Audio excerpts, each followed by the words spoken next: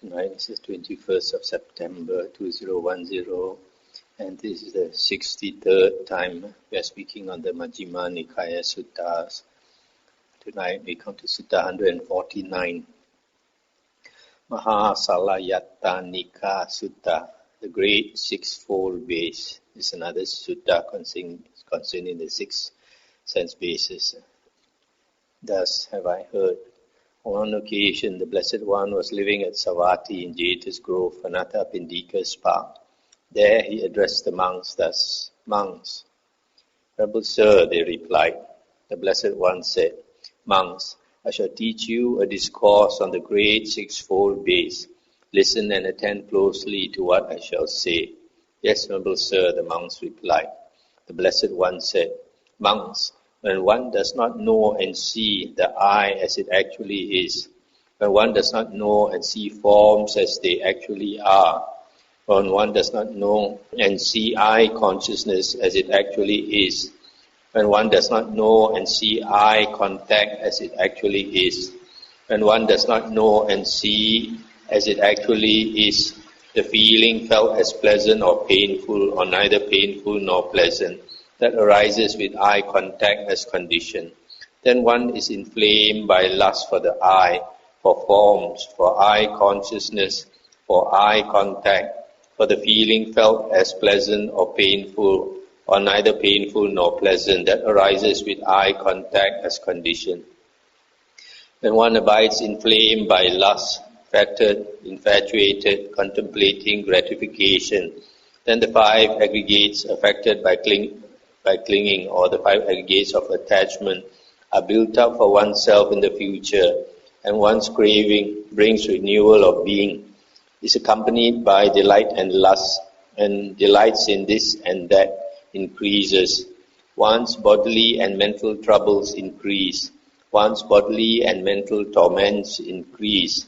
One's bodily and mental fevers increase, and one experiences bodily and mental suffering.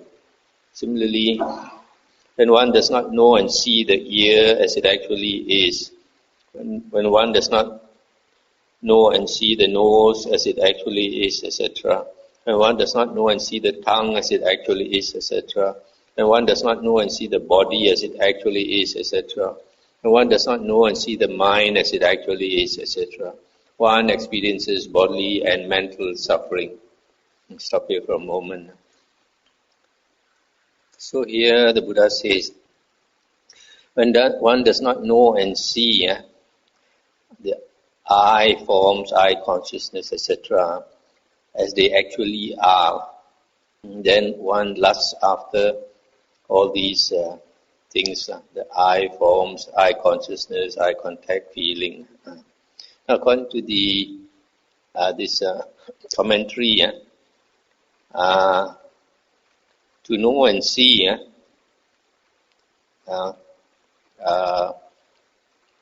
we to know and see as they actually are, we need to know and see by insight knowledge and path knowledge.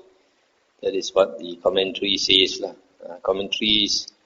commentaries always like to talk about insight. But if you remember, we have seen the previous suttas, especially in the Samyutta Nikaya, it is mentioned that the condition for seeing things as they really are, yatta buddha jnana dasana, knowing and seeing things as they really are. The condition mentioned is samadhi. There are a few suttas that says the same thing. The condition for knowing and seeing things as they really are is always samadhi. Samadhi refers to the jhanas. So why samadhi? Because when a person attains samadhi, all the jhanas, the Buddha says the five hindrances are eliminated. The five hindrances are the things that prevent us from seeing and knowing things clearly as they actually are. These five hindrances, as you know, are sensual desire, ill will, sloth and torpor, restlessness and worry, or remorse and doubt. So, according to the suttas, we have to attain samadhi to see things as they really are. And only when we see things as they really are, then we won't lust after these things. So here the Buddha says, because this person does not see things as they actually are, then he lusts after all the sense bases, lusts after the external sense objects, lusts after the six consciousness that arise, the contact and the feeling. Then when one lusts, then after these things, then the five aggregates of attachment are built up for oneself in the future. These five aggregates, body, feeling, perception, volition and consciousness, is basically body and mind. In other words, if you are inflamed by lust for these six sense bases and the objects of the six sense bases and things that arise from these six sense bases, then in the future there will be rebirth. And also it says that craving increases, and one's bodily and mental troubles also increase. If you remember the Four Noble Truths, the cause of dukkha is craving. The cause of dukkha is craving, which is tanha, which brings about renewed existence. Okay, paragraph 9. Monks, when one knows and sees the I as it actually is, when one knows and sees forms as they actually are, when one knows and sees I consciousness as it actually is, when one knows and sees eye contact as it actually is, when one knows and sees as it actually is, the feeling felt as pleasant or painful, or neither painful nor pleasant, that arises with eye contact as condition. That one is not inflamed by lust for the eye, for forms, for eye consciousness, for eye contact, for the feeling felt as pleasant or painful, or neither painful nor pleasant, that arises with eye contact as condition.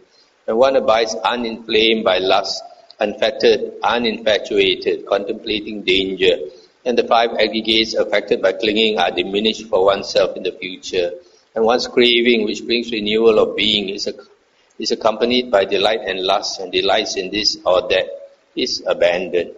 One's bodily and mental troubles are abandoned. One's bodily and mental torments are abandoned. One's bodily and mental fevers are abandoned. And one experiences bodily and mental pleasure. I'll stop here for a moment. So this is the converse, when one sees things as they actually are, and one is not inflamed by lust for others, sense bases, sense objects, etc. And so the five aggregates of attachment are diminished. That means the round of rebirths is limited. For example, the Sotapanna has maximum of 7 more lifetimes, and one's bodily and mental troubles are abandoned. Okay, the view of a person such as this is right view. His thought is right thought. His effort is right effort. His mindfulness or recollection is right mindfulness. His concentration is right concentration. But his bodily action, his verbal action, and his livelihood have already been well purified earlier. Thus, this noble eightfold path comes to fulfillment in him by development. When he develops this noble eightfold path, the 4 intense states of mindfulness or recollection also come to fulfillment in him by development. The 4 right kinds of striving also come to fulfillment in him by development. The 4 bases for psychic power also come to fulfillment in him by development. The 5 faculties also come to fulfillment in him by development. The 5 powers also come to fulfillment in him by development. The 7 enlightenment factors also come to fulfillment in him by development. These 2 things, samatha and vipassana, occur in him yoked evenly together. He fully understands by direct knowledge those things that should be fully understood by direct knowledge. He abandons by direct knowledge those things that should be abandoned by direct knowledge. He develops by direct knowledge those things that should be developed by direct knowledge. He realizes by direct knowledge those things that should be realized by direct knowledge. Stop here for a moment. So here, this person, the Buddha says, he has right view, and the other factors of the Noble Eightfold Path, he also possesses. And then here the Buddha says, but his bodily action, verbal action, and livelihood have already been well purified earlier. Why? Because earlier the Buddha says, when he knows and sees the I as it actually is, and I consciousness, etc., then he's not inflamed by lust for all these things, and he contemplates danger. So, if a person knows the danger of the external sense objects and is not inflamed by lust for them, then his bodily action, verbal action, and livelihood would be pure. If you remember the charana, the conduct of a monk, when a monk renounces, then there's a set of practice. So one of the early things that he has to practice is to guard the six sense doors. If he guards the six sense doors, then he is not infatuated with the six sense objects. Then his moral conduct will be pure, his sila. And his moral conduct consists of bodily action, verbal action, livelihood, and also he has a right thought, right view. So this person, his Noble Eightfold Path comes to fulfillment in him. And when this Noble Eightfold Path comes to fulfillment, the 37 Bodhipakkya Dhammas also come to fulfillment. Namely, the 4 intense states of mindfulness or recollection, satipatthana, the 4 right kinds of striving, or 4 right efforts, samappadana, the 4 bases of psychic power, iddhipada, the 5 faculties, indriya, the 5 powers, bala, the 7 enlightenment factors, bojjhanga. And the Noble Eightfold Path itself, these constitute the 37 Bodhipakkya Dhammas. And then here it says, when the Noble Eightfold Path comes to fulfillment, that means fully developed, then samatha and vipassana occur in him, yoked evenly together. That means he possesses automatically samatha and vipassana. What is this samatha and vipassana? Samatha, we know from the Vinaya books, there is a term called the adhikarana samatha. Adhikarana samatha means the settlement of legal problems, or the pacification of legal problems, or the stilling of legal problems. What legal problems? Legal problems refers to the problems of the Sangha. Sometimes there are various problems between monks, and so these problems have to be settled by the Sangha, and they do what is called the Kama Vacha.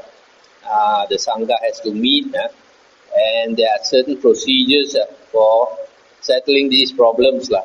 So these procedures are called the adhikarana samatha. So this word samatha, you can see from there, it means the settlement or the pacification or the stilling or the quieting or the calming. So here, concerning the Noble Eightfold Path, it refers to the pacification of the mind, or stilling of the mind, or the quieting of the mind, or the calming of the mind. So this is samatha. And vipassana means contemplation. In the Anguttara Nikaya, we have a sutta 2.3.10 where the Buddha said that two things lead to knowledge. What are these two things? Samatha and vipassana. Sometimes people translate vipassana as insight. But vipassana is what you do to get insight. So it cannot be insight. When you practice vipassana, you get insight. So vipassana means contemplation. And the Chinese translation for these two terms, samatha and vipassana, are quite accurate. The Chinese translation is chir quan. Chir means stilling the mind or calming the mind, and quan means contemplation. So you can see from here that when one develops the noble path fully, then you must possess samatha and vipassana. Here it says these two things, samatha and vipassana, occur in him yoked evenly together. He possesses these two things. So sometimes we see, for example, in the Vinaya books, certain people have already attained 4 jhanas. So the Buddha goes to them to teach them the suttas. For example, the earliest 5 arahants were the 5 monk disciples of the Buddha. So the Buddha just asked them to sit down. Buddha said, I will teach you the Dhamma. Then he started with the Dhammacakkappavattana Sutta. And then subsequent days he taught various suttas. And finally when he taught the Anatta Lakkhana Sutta, all 5 of them attained arahanthood. So listening to the Dhamma in that, for those 5 monks was the vipassana, since they had already possessed the samatha. Being disciples of the Buddha, the Buddha had already taught them the jhanas. So when they sat down and listened to the Dhamma, when you listen to the Dhamma, you automatically digest it, you automatically contemplate. You don't have to make an effort. As soon as you hear the Dhamma, you start to automatically contemplate and digest it. So for them, they became enlightened just by listening to the Dhamma. So that listening to the Dhamma was the vipassana. So this is one thing. The other thing I like to mention here is that you see, when a person develops a noble eightfold path, all these factors, the 4 satipatthana, the 4 samappadana, the 4 iddhipada, the 5 indriya, the 5 bala, the 7 bojjhanga, also come to be fully developed. So this Satipatthana Sutta, the start of the Satipatthana Sutta, sometimes they translate, the translation says that the Satipatthana is the only way. But Satipatthana, you can see from here, is not the only way. All these are the ways to enlightenment. But basically it's a Noble Eightfold Path. And you develop fully the Noble Eightfold Path. All these other things come to be developed at the same time. The 4 Satipatthana, the 4 Samappadana, the 4 Iddhipada, etc. So, in the Noble Eightfold Path, the eighth factor is Samatha. 8th factor is Samatha. When you practice Samatha, you attain Samadhi, concentration. And the 7th factor, Samasati, is Vipassana. The 7th factor, Samasati, is contemplating the 4 objects of Sati. And that is the Vipassana, contemplation. So, you can see from the Noble Eightfold Path, all the 8 factors are necessary.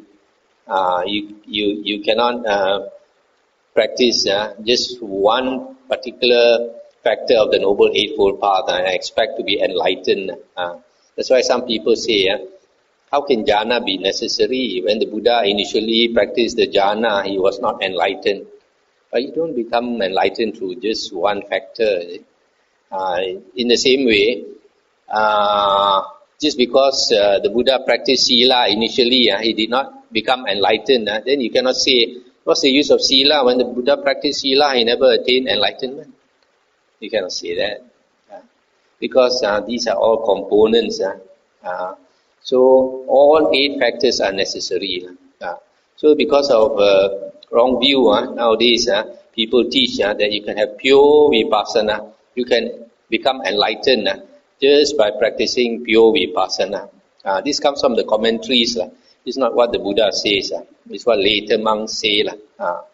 So there's no such thing as a pure vipassana arahant. It's only found in the commentaries. But in the suttas, all 8 factors have to be developed, fully developed.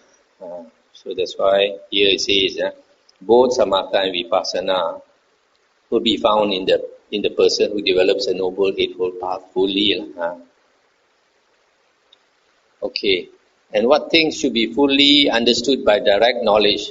The answer to that is the 5 aggregates of attachment. That is the material form or body aggregate of attachment, the feeling aggregate of attachment, the perception aggregate of attachment, the volition aggregate of attachment, the consciousness aggregate of attachment. These are the things that should be fully understood by direct knowledge. And what things should be abandoned by direct knowledge? Ignorance and craving for being. These are the things that should be abandoned by direct knowledge. And what things should be developed by direct knowledge? Samatha and vipassana. These are the things that should be developed by direct knowledge. And what things should be realized by direct knowledge? True knowledge and deliverance or liberation. These are the things that should be realized by direct knowledge. When one knows and sees the ear as it actually is, etc., etc. When one knows and sees the nose as it actually is, etc. When one knows and sees the tongue as it actually is, when one knows and sees the body as it actually is, etc. When one knows and sees the mind as it actually is, etc. That is what the Blessed One said. The monks were satisfied and delighted in the Blessed One's words. So the last part now is concerning the other sense bases. The Buddha started off with the eye base, and in the end he mentioned the other bases. So this paragraph 11, what things should be understood by direct knowledge is the 5 aggregates of attachment. These 5 aggregates a body or material form, feeling, perception, volition and consciousness is also the body and the mind. The mind consists of the 4 things, feeling, perception, volition and consciousness. So why we need to understand the 5 aggregates? Because we take the 5 aggregates to be I or mind. A normal, ordinary person identifies himself with the 5 aggregates. So the 5 aggregates being impermanent has to change. So when it changes and you attach to the 5 aggregates, then you will suffer. For example, if your son suddenly dies, and then you will suffer a lot, or your husband suddenly dies, or wife, etc. So we have to understand the 5 aggregates, and this understanding the 5 aggregates is similar to understanding the 6 sense bases, because the 6 sense bases, the eye, the ear, nose, tongue, body and mind. You can see these 6 sense bases, the first 5, eye, ear, nose, tongue, body are basically body. And the last one, mind, is mind. So the 6 sense bases is also body and mind. Just like the 5 aggregates. The 5 aggregates is also body and mind. The 6 sense bases is also body and mind.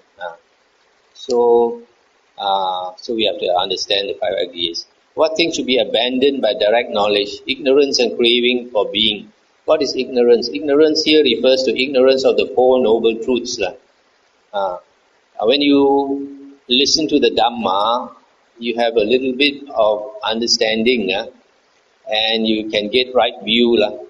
But this that means ignorance is eliminated. But then this ignorance and right view, there are different levels. So the right view of a Sotapanna is different from the right view of a Sakadagamin, and is different, which is different from the right view of a Anagamin, which is different from the right view of an Arahant. An Arahant has perfect right view, has perfect right view. Whereas a Sotapanna has a basic right view. He has a Sotapanna has a basic understanding of the Four Noble Truths, not as deep as the Arahant. So the ignorance eliminated by the Sotapanna is not the ignorance is not fully eliminated. The Arahant has fully eliminated ignorance, whereas the Sotapanna may have eliminated, for example, a quarter of the ignorance eliminated by an Arahant. Because in the Sutta, it is stated in the Majjhima Nikaya, I believe. There's one Sutta, the Buddha says, ignorance is the cause for the arising of unwholesome states. And then the Buddha says, when ignorance is totally eliminated, then all unwholesome states are totally eliminated. So the Arahant has finished his work, so he has totally eliminated ignorance.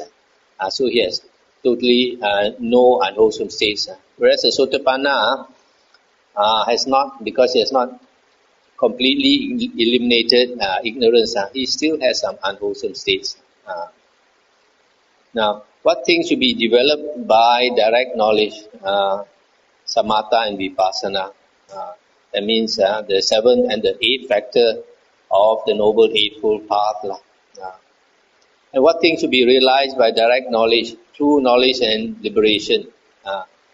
True knowledge is, you can say, understanding of the Dhamma, which gives you right view. And liberation is liberation from the round of rebirths, eliminating greed, hatred and delusion. And basically, liberation or enlightenment is the destruction of the asavas, destruction of the taints, or destruction of the uncontrolled mental outflows. These are the things that should be realized by direct knowledge. So that's the end of the sutta.